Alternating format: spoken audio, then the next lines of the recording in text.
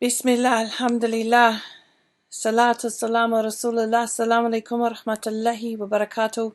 Welcome to day 18 of our 19 days of COVID-19 video series. So we're nearly finished. Tomorrow is our last day, subhanAllah.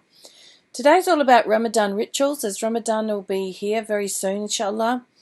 And it's about being time for us to create some new ones. And I'm going to go through that with you today, inshallah.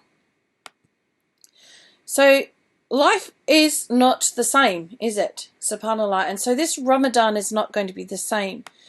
At the moment, we can't go out. Everyone's stuck at home.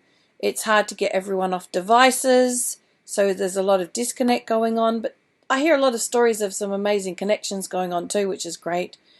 Seems like there's constant mess because there's always so many more people making so much more mess. There's no time out, particularly for those mums who tend to be the ones running the household. And there's no time outside either, so no time to mentally escape either. So everyone's wanting things all of the time because there's no break where everybody's out of the house, so everybody's constantly in demand with I'm hungry, I'm bored, and again, fighting, siblings fighting, but even we've had issue with a lot of marital issues escalating as well because everybody is in each other's space all the time, subhanAllah. So life's not the same, and so Ramadan is not going to be the same either. And I think a lot of people are concerned about how we're going to have this Ramadan experience. And, you know, it's already tough enough as it is with the added routine of Ramadan. How are we going to cope? How are we going to manage this? And a lot of thinking and a lot of big feelings happening about it. I've been hearing them. It's been coming up quite a lot as I've been speaking to people, subhanAllah.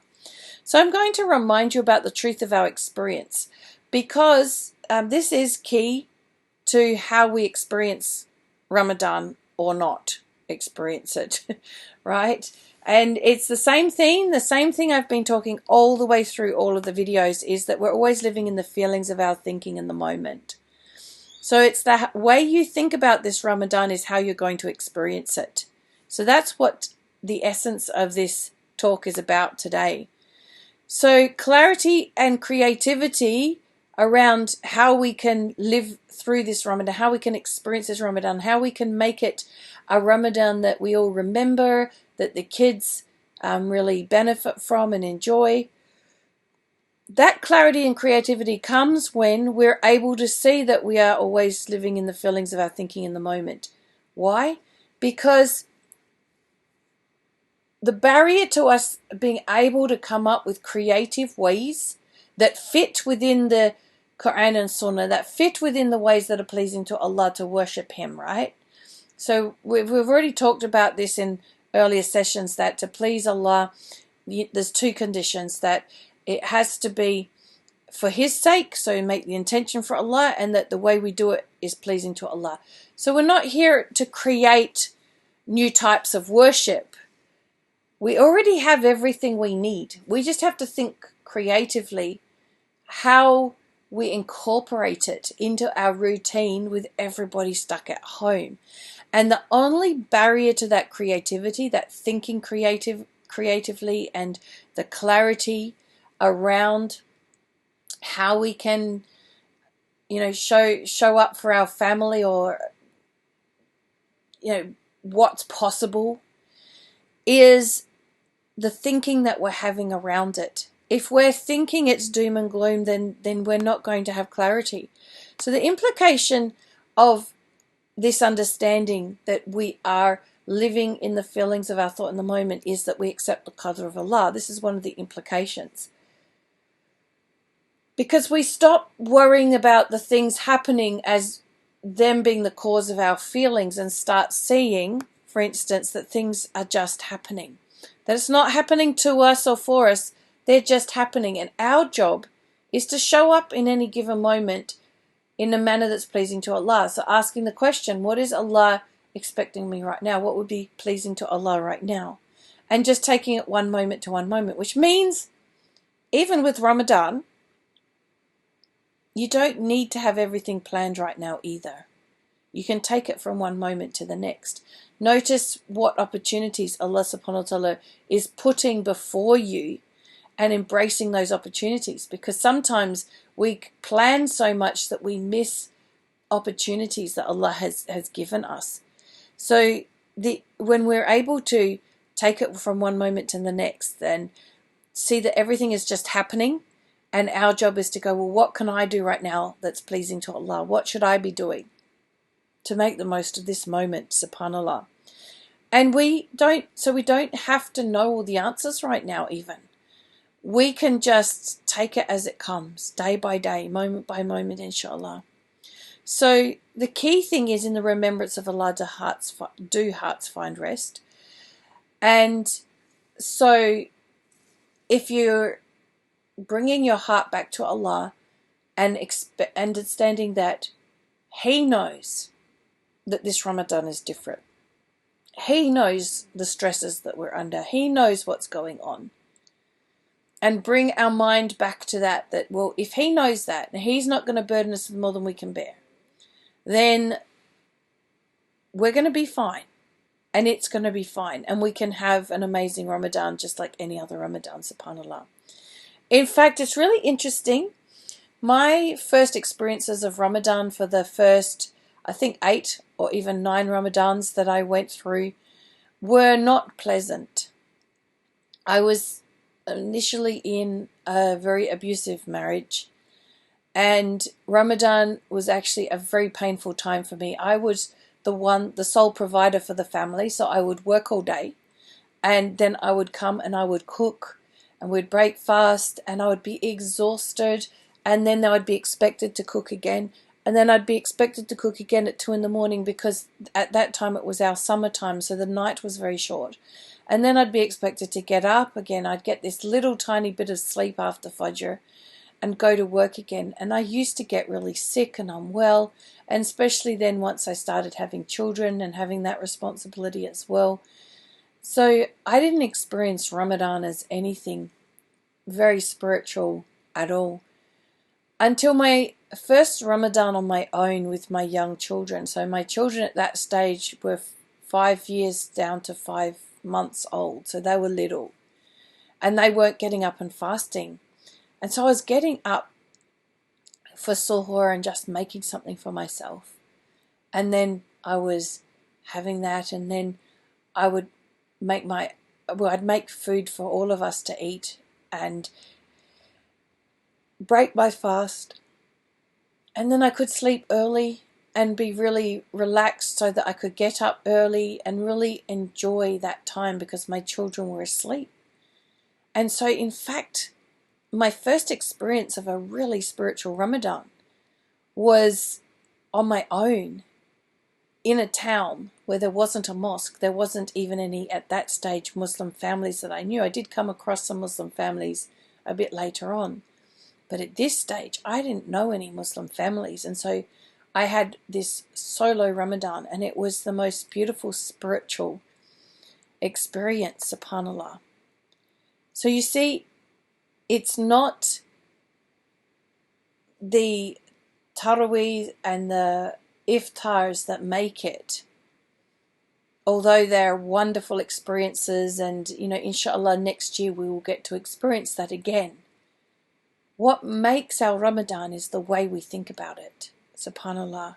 So Ramadan, there's no iftars or Taraweeh prayer because of the social isolation. But we can think creatively how we can still utilize our time. And in fact, one of the things I was reminded of recently, which was really fascinating, was in the time of the Prophet ﷺ, they didn't do the Taraweeh or the community iftars or the big iftar type parties. They lived a much simpler existence, and their Ramadans were much simpler. So it could well be that we have the opportunity of having a Ramadan that's more in alignment with the Sunnah of the Prophet ﷺ, a much simpler one where it really comes back to the basics, and having the time actually to spend more time reflecting on the Quran and connecting with the family and learning together, rather than all the rushing around and fuss around food and everything that's going on, subhanAllah. So there's the potential here of actually having maybe the best Ramadan we've ever had, subhanAllah. So the barrier to making this the best Ramadan is just your thoughts. That is the only barrier, not the coronavirus, not the mosques being closed down. It's your way of thinking about it is the only barrier you have to having the best Ramadan ever. So let me give you an example of the thoughts. It's a very simple example, but it just makes the point. If we have the expectation that if we can't pray at the masjid or have people over, it won't be Ramadan. You know, if we have that thought, we're going to end up with sad and frustrated feelings, right? And those sad and frustrated feelings are going to have us stuck, not being able to think clearly, what can I do? So our situation actually doesn't need to change for us to be okay, and we know this, that we are okay despite what is happening, because Allah says He will not burden us with more than we can bear, and that's our proof.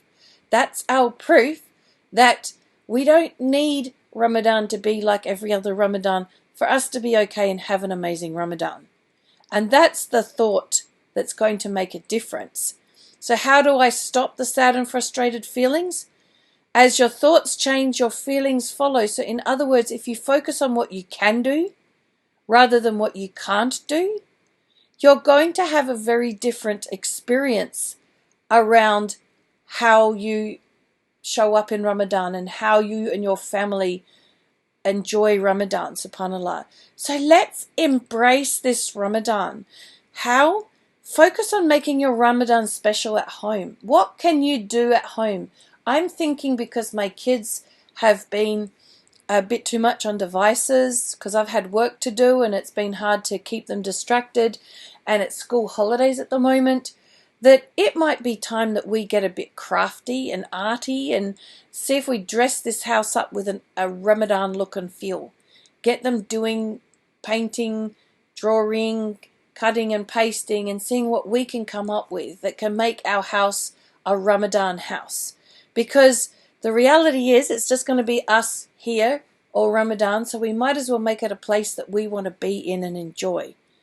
Think outside the square, like break fast with friends online. So one of the things that I'm working on at the moment is a project for converts who are usually pretty lonely in Ramadan as it is. Well, this will be even more lonely, because often converts rely upon the community iftars and Taraweeh prayers to feel like a sense of Ramadan, because they don't have the extended family or the experience of what Ramadan is like. From a cultural perspective. And so what I'm planning to do is arrange some online sort of iftar parties. We won't perhaps eat together, but prior to breaking our fast, get together and have something that is a bit of a reminder, and break our fast in terms of, maybe dates and water and everything, and then listen to the Adhan together, break our fast together, and then we all head off, do our Maghrib prayer and eat. But that we have that moment, just that breaking fast moment together before we go off and then do what we do with our family. This is just an idea that I am working on. I'm sharing it with you in the hope that you might think outside the square, what can I do around that? So there's lots of different ways you can do that through Skype or Zoom or these other programs. So focus on how you can help others and earn reward. There are so many people suffering that this Ramadan could be about, instead of about spending money on feeding other families and having big iftars, maybe we actually take that money or that effort and we find the people who are struggling and suffering and feed them, Muslim or not Muslim, actually. If we're caring for Allah's creation, we are doing something that's pleasing to Allah. Obviously, if we have Muslims in our community that are struggling, then there is a definite need for us to step up and help them. But if we can't find Muslims to help, then definitely help your neighbors, help people within your community. think creatively on what sorts of things can we help other people with. Have some projects as a family to work on, a charity project or something like that, where as a family you come up with a way of helping a group of people or a person even. Subhanallah. So think outside the square. When you drop the thinking of what I can't do and then start focusing on what I can, you'll be surprised what opportunities arise. And if you haven't thought of all of the ideas before Ramadan begins, don't worry about it. Allah subhanahu wa ta'ala, if you have the right intentions, will bring those opportunities. So I have in the past, and I'm not sure exactly how I'll approach it this year, but I share this with you as an idea. I made this pact with myself a number of Ramadans where I had to do some particular special good deed, something that required me to do something different each day before Maghrib, before we broke our fast. And every day, I didn't have a plan of 30 things that to do, but every day Allah subhanahu wa ta'ala would provide me with the creative thinking, the idea that I needed. Even if it was as simple as putting a few little bags of dates together and leaving them on the doorsteps of some Muslim families in the neighborhood. I can't even remember, because it didn't have to be a big thing. It just had to be something where I had to do something outside what I would normally do. And do it before Maghrib. And it was a very simple plan. And because it wasn't rigid, I could go with the flow. So some days were really crazy days, and so I could only do something small. And other days I had more time, I could do something bigger. So think outside the square and focus on how you can help others and earn reward through helping others. SubhanAllah, there's great reward in that. So I get it. There's a lot going on, and that we are emotional beings, and for a lot of people you're in situations and circumstances that it's really hard for you to see that your circumstances are not creating the feelings that you're experiencing. You might be going through other hardships, other challenges on top of this. And so I know this because people are coming out of the woodwork, messaging me, asking me questions, and I simply can't keep up with them all. So if you're listening to this and I haven't replied to you, my biggest apologies. I'm just struggling to keep up.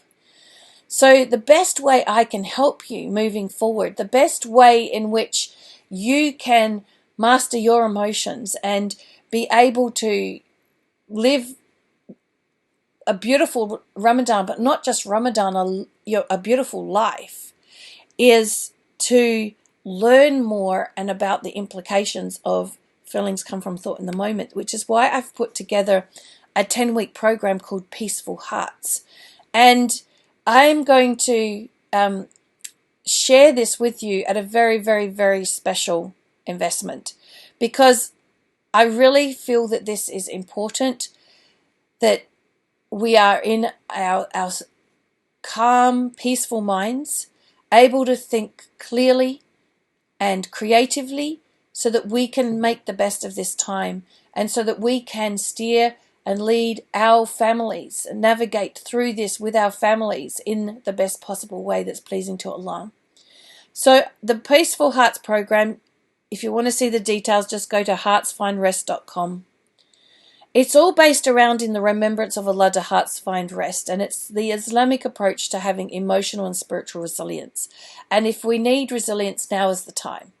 So if you don't feel that you're, patient with the first strike of calamity, that you feel that you're lashing out at others or just not showing up in the way that you would like to, that you're finding yourself overwhelmed with stress or anxiety or depression, any of those sorts of feelings, if you just really feel like your connection with Allah is lacking and you really want to reestablish that connection with Allah, I can tell you this program is perfect for all of that.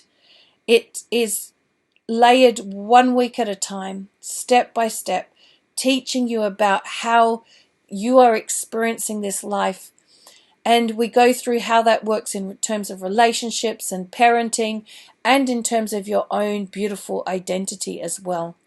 Now, a program like this, and I've done many programs like this, they would normally charge probably more than what I've put here. I've put $9.97 as the value, but honestly, the programs out there that I have done of a similar level, I've usually paid $2,000 to $5,000 for them. That is the commercial value for such programs. But I am not even going near that kind of figure.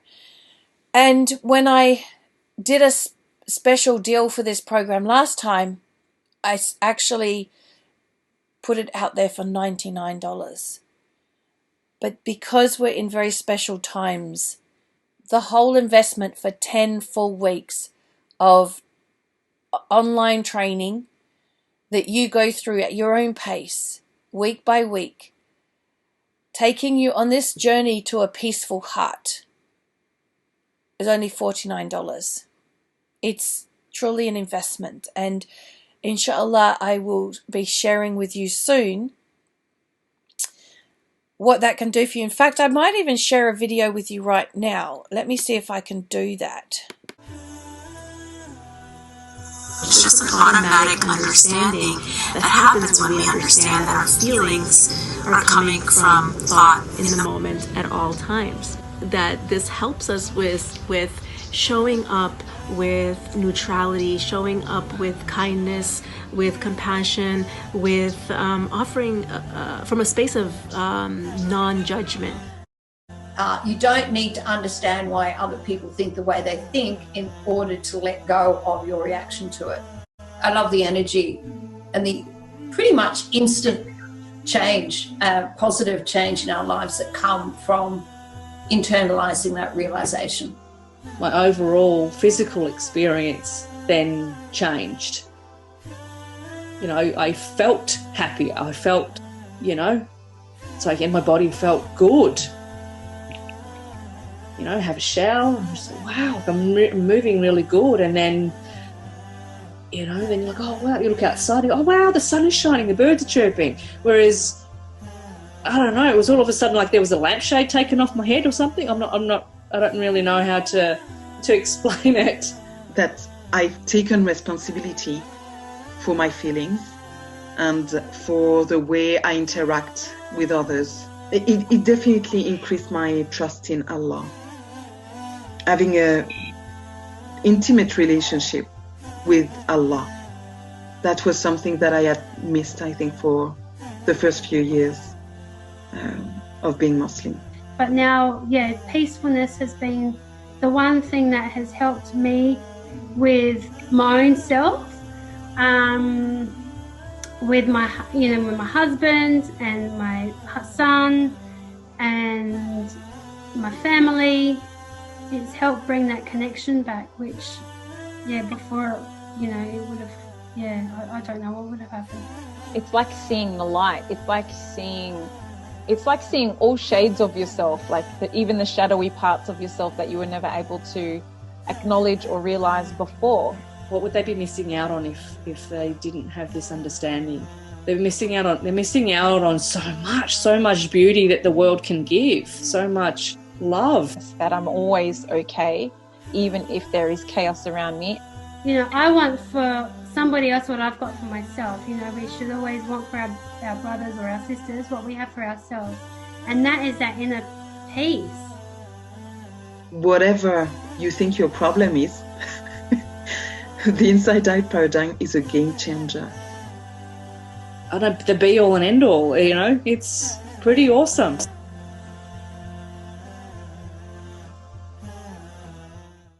Alhamdulillah. Alhamdulillah. So they're just some of the sisters that are who have done my certification program and are now certified back to the Fitra coaches and mentors. So they are teaching what I'm teaching in the Peaceful Hearts program now themselves, alhamdulillah. And I have some testimonials from the recent group that went through Peaceful Hearts, which I'll share with you once I've had a chance to put those videos together. But I really hope that you will take this opportunity to join me in Peaceful Hearts. It's a perfect time to really take charge of our emotions. We don't manage our emotions because that's not how it works, because you can't manage thought. Thought is something that is uncontrollable. You can't control your thoughts. And so it really is about mastering your emotions, and Peaceful Hearts unpacks that for you step by step so you understand what's going on for you, why it is that you have the reactions that you do, why you struggle sometimes emotionally, whatever those emotions might be, and takes you on a journey to understanding your relationships better and how you can parent from a peaceful place inside, what's going on in terms of our parenting, but also in terms of your own true, beautiful identity, that you were created by Allah to be the way you are. And so you are perfect just the way you are. Certainly we may not be perfect in our manner and behavior, and that's where we will never manage perfection, because only that perfection is only with Allah. But as in how we were created, who we are, the person that we are, this was part of Allah's plan, part of our test. And our job is to, from one moment to the next, be asking the question, what am I meant to be doing right now that's pleasing to Allah? And if you're struggling to do that, Peaceful Hearts will definitely help you with that as well, inshallah. So all the things we've talked about over these last 18 days, the solution lies within what the sisters mentioned was the inside-out paradigm. That's what I'm teaching in the Peaceful Hearts program. It's a psychological paradigm. It's a subtractive paradigm. So we call it subtractive because it takes thinking off your mind. So it frees your mind from the thinking that has been holding you back, so that you are able to move forward in your life, sort of going with the flow, with Allah's guidance, subhanallah. So heartsfindrest.com is where you'll find the details about Peaceful Hearts. And this is a very special offer that is for a limited time, because as you can see, it's way below what the program is worth. It's life-changing. It's changed my life. I'm going to leave it at that. Just take a look. See what you think. Pray istikhara. If it's meant to be, you'll join. If it's not meant to be, you won't, and that's the way it works. And that's the way it will always work. But pray istikhara and join me if that's the right thing for you, inshallah. So subhanaka Allahumma bihamdika ashhadu an la ilaha illa anta astaghfiruka wa atubu ilaik. Assalamu alaikum wa rahmatullahi wa barakatuh.